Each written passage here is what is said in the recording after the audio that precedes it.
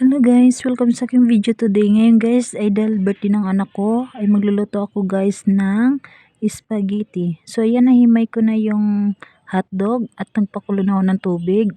Kasi guys, lulutuin ko muna yung pasta ng spaghetti. So ayan, makumulo na siya. So ngayon nilagay ko na yung pasta. O diba nga guys? Dahil birthday ng anak ko guys ay kailangan kong magluto para sa aking anak.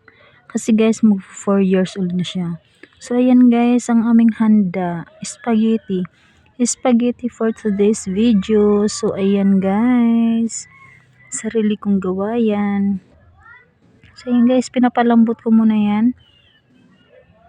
Ayan, halukay ubi, charis. So ayan, tinignan ko kung malambot na siya. So ayan, pwede na.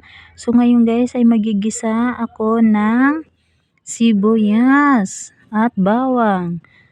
So ayan, halo. So ayan, pinapaano ko pa yan guys, pinapapula ko pa yan. So ayan, kulong-kulo na siya. So ang next ko ang ilalagay ay giniling. So giniling. So ayan, giniling. So ayan, halo, kakagiling-giling. Charis. So ayan guys, dahil first time ko magluto ng spaghetti sauce. So ayan guys, may nagagay naman sa akin guys kung anong dapat gawin. So ayan na, okay na siya. So namula-mula ng aking giniling. So next naman ang ilagay ko ay hotdog. So ayan guys, ayan hotdog. Kasi guys, kailangan natin sa spaghetti may hotdog din at saka giniling. So ayan na, tinimplahan ko na. Ayan, nilalagay ko na yung sauce, yung tomato sauce ang nilagay ko. So, 1 kalahati yan guys, ang nilagay ko. Madali lang pala guys, no? Madali lang pala guys, mag-spaghetti.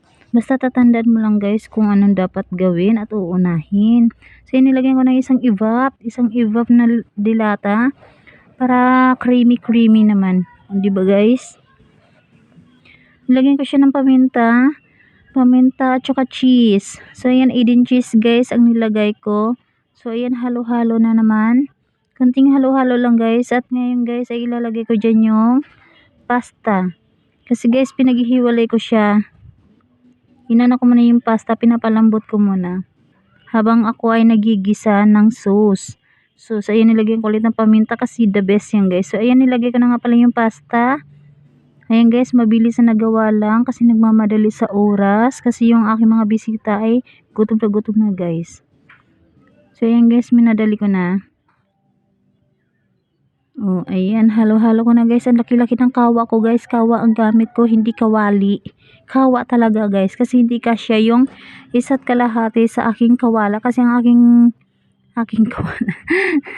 Joke lang yung guys. Charis. Kasi ang aking ginamit kasi kanina guys ay kawali na maliit. So, ayan, ginamitan ko siya ng kawa. So, ayan, thank you for watching and bye-bye.